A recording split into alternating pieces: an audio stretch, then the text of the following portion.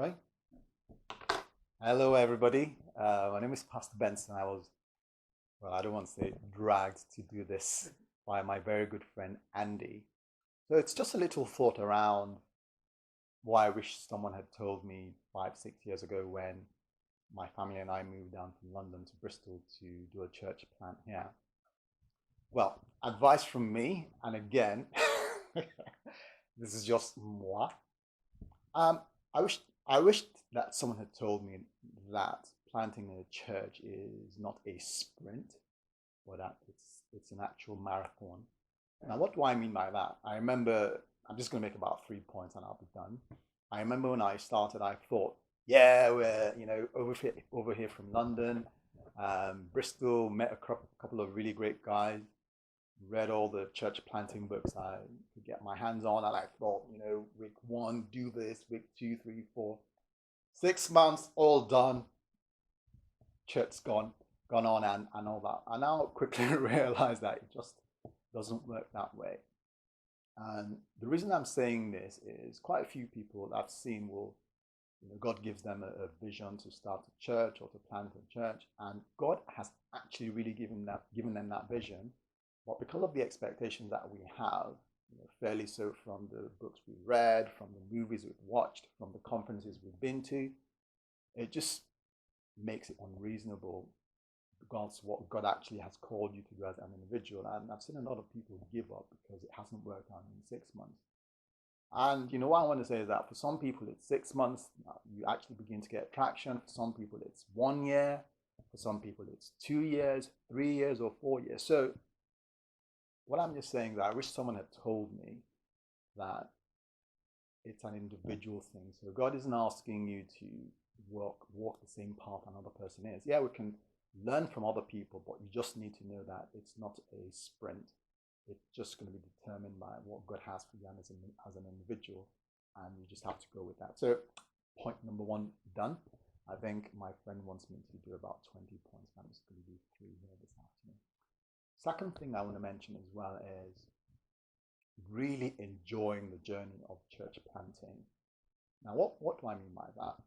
What I mean by that is oftentimes as church planters, I don't know if church planters is the right word, someone who's starting off a church, we're always, and I say that word we because it happens to me quite a lot, we're always like looking out the door with you're preaching a sermon or you're doing stuff and just your eyes are constantly out the door. Who's going to come today? I invited 30 people yesterday and only 2 turned up after begging and practically dragging them in here. And we get so caught up with how many people are coming, is the church growing, is the church doing this, so on and so forth. And we actually lose the fact that God wants us to enjoy the journey of church planting. Now, let me just give an analogy. So you have a couple who just got married, and say, for example, their wish has been to have like a child, a boy, a girl, and they've got their little girl's room all done up, and the newlywed wife is saying, "Oh, when my daughter comes, she's going to be, have this pink hairstyle, blah blah blah, and all that," which is great. Now that couple has an option. They can either enjoy their time together without any kids yet and look forward to the time that they'll have their kids and just enjoy the journey, or they can take the option where maybe it's like 1 or 2 years down the line, the kids haven't come yet, and they're like, "Oh, I hope we're fine. When are we going to have kids? I hope," and they just spend the whole time worrying about when they're going to have kids instead of enjoying where they are at the moment and just taking it step by step. So the reason I've given that analogy is because as church planters sometimes we forget that we need to take it easy and enjoy the journey. So if it's just 1 or 2 people that you've got at your church, fantastic. Have a great time with them. If it's 4 people or 5 people, 2, 10, whatever. At every point in time, we need to just take our minds off all the expectations and enjoy the journey that God is taking us through as church planters. So that's the second thing. And the third thing as well that I just wanted to mention is, whenever anyone tries their best to do what God has called them to do, we need to bear it in mind that this world that we're living in, if you're lucky, you'll do like 70 or 80 years.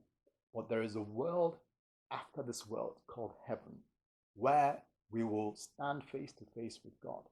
And the reason I'm saying this as the third point is that every sacrifice that you make, all the efforts, the inconveniences you put yourself through, going out to talk to people who you don't know, finding yourself in those really awkward situations. I was like, oh my goodness, I'd rather be at home with my legs up with a nice cup of cocoa and loads of sugar in my tea. I mean, why do I have to do this and be out here in the rain and people don't want to talk to me, all because God has asked me? These things are not going to go unnoticed by God.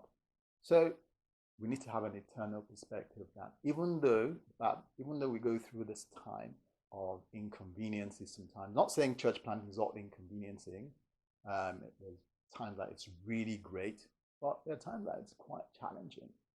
We just need to bear in mind that that it's all worth it, because at the end of the day we're going to meet Jesus Christ at the end, and he's going to be like, yeah, my guy, well done. You put in all that effort. I really appreciate it. Anyway, that's me done today. And whatever God has called you to do, to plant a church, to support a church plant, it's really worth it.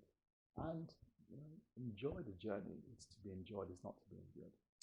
God bless you. Brilliant. Thank you so much.